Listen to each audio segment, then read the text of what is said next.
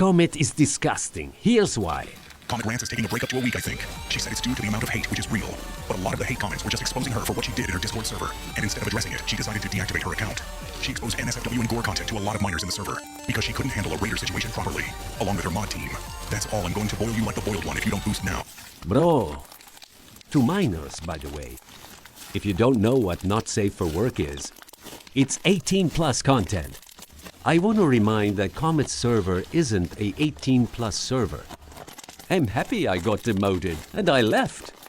So I didn't have to deal with this shit. That's all. Solis out.